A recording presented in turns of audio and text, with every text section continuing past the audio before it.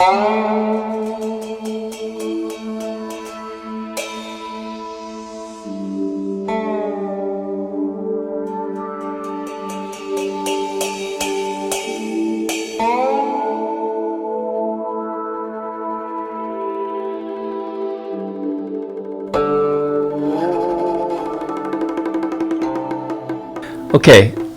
I think I've done a short review of this pen before, but now it has a new nib on it, and I'll show you how it writes and a little bit more about the details of the pen itself.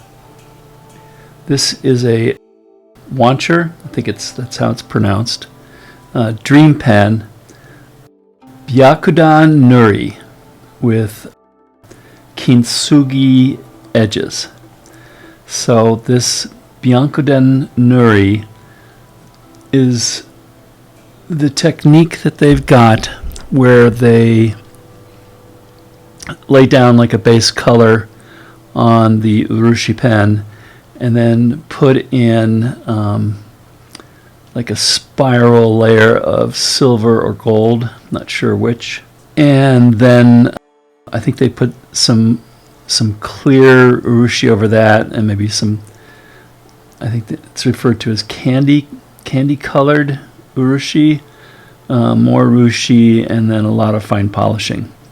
The kintsugi edges, these edges right here, they look like gold, but it's I think it's gold powder and Urushi to kind of simulate gold. It's the same art form that's used with cracked pottery, where they fill in the cracks with this stuff and it forms a really unique, beautiful pattern on bowls. This is a very subtle Urushi pen. I think one of the first ones I got was this one done by Byakudan. She's out of Tokyo. She has a ton of designs, and I picked one. I'm a big fan of Rodin, and this one is really beautiful, but it's almost too much. But it is one of my favorite pens. I got another one. This is a Wancher Dream Pen, and this one is pretty cool. This is right up there with, this might be my most favorite pen. I find the gold in here sometimes maybe just a little bit too much stuff in there, but the Rodin is really kind of cool. But I wanted to try something, a little bit subtler. This is done by a company in India. It's the same sort of stuff, only you can see the degree of subtlety is much, much higher in this, if that's an attribute to use. This has got, I think, the same kind of colored Urushi on there, but they put in gold flakes at different layers, and it's pretty cool. I like this one. It's probably not my top 10, but I like it. Gonna keep it. But I thought, well, something like this, but even more subtle than that. Sorry for keep saying the word subtle. And so I got this one, and I'm pretty happy with it. It's hard to get the right light on this. This is kind of a dust sucker too, by the way. I tried to take pictures in the beginning with dust. I'd clean it all up, I'd put it down on the little stand, rotate it, and then there'd be more dust on it. So I don't know if it's really picking it up, the camera. But you can see deep inside this kind of swirl effect, and depending how you move the pen, well, actually you get in one angle, and I think if somebody was walking by, they'd say, oh, cool glossy black pen. Then you have to kind of get closer and see that it's really giving off kind of a really deep, rich, blood red kind of color to it, but it's also kind of close to black. But you look a little deeper, and then you see the swirls of silver or gold in there. So I like all that.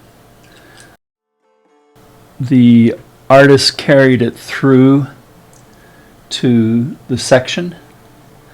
Now I had bought it with a plastic feed and a steel nib, and I like flex, and I also like the look of gold, and so what I ended up doing was something I've done with many of the other pens.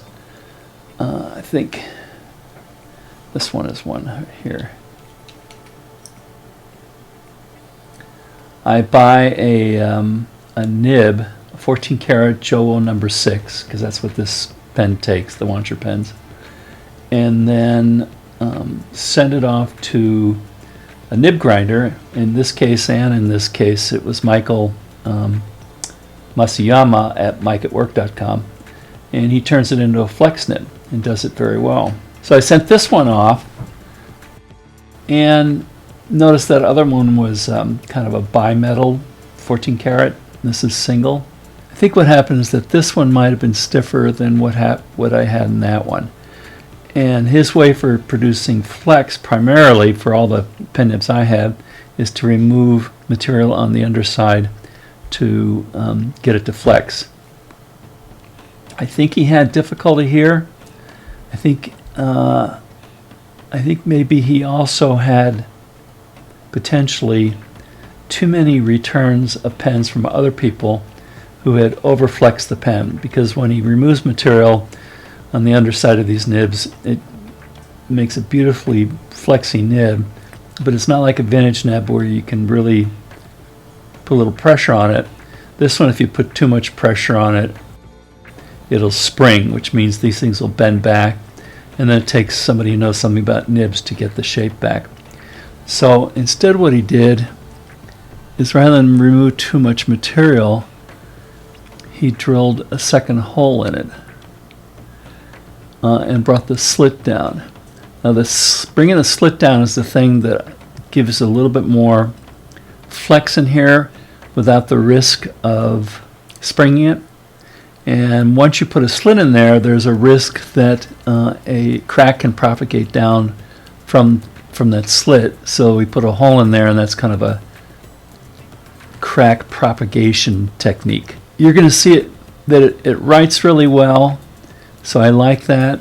You don't notice that second hole too much, so I like that. But I notice a lot of things about my pens, and it does bug me a little bit that he had to do that without telling me, and it's different than all the other nibs. So he said that he can remove the material like he did in the other pens, but I need to let him know ahead of time. But it does write well. Okay, so let's look at what we got here. It's, by the way, this is Platinum 4001 Brilliant Red ink.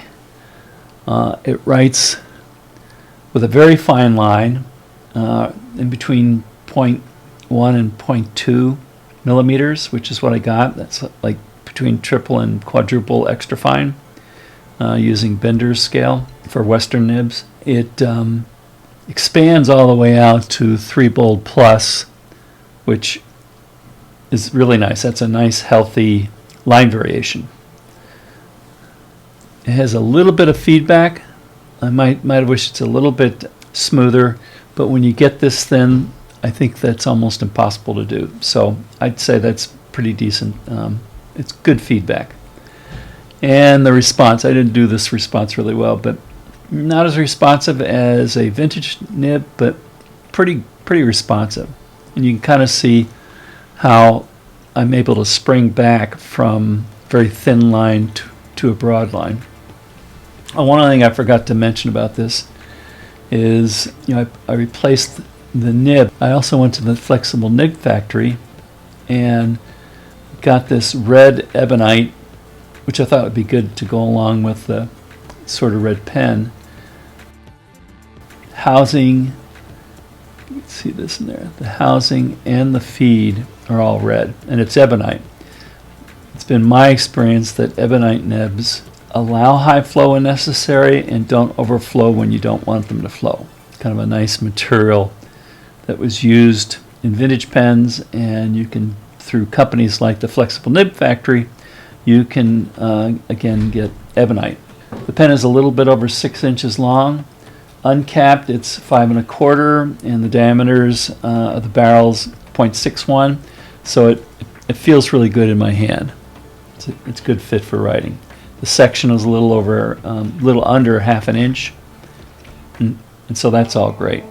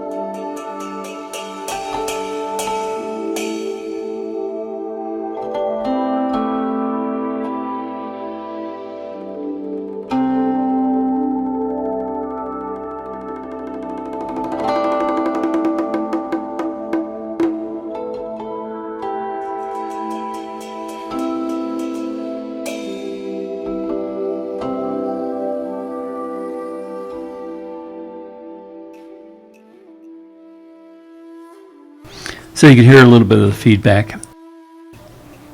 But it's pretty good. Definitely enough flex for Spencerian. You wouldn't want to be flexing this all the time up here. And in practice when you're writing, you see I don't do that either, because this is a straight down stroke and these are more at angles. But anyhow, I like it. I sort of wish that there was only one hole there, and I'll give him directions in the future. I might try some other nib grinders. I think that might be the next step, so I have a inventory of nib grinders, a family of nib grinders, a selection of nib grinders to choose from, and get a feel for what each nib grinder's strength is. So I've blathered long enough on this. Hope you enjoyed it and got something out of it. Again, this is the Wancher Dream Pen.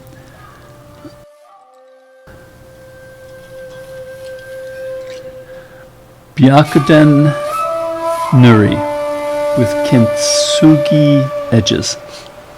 Thank you.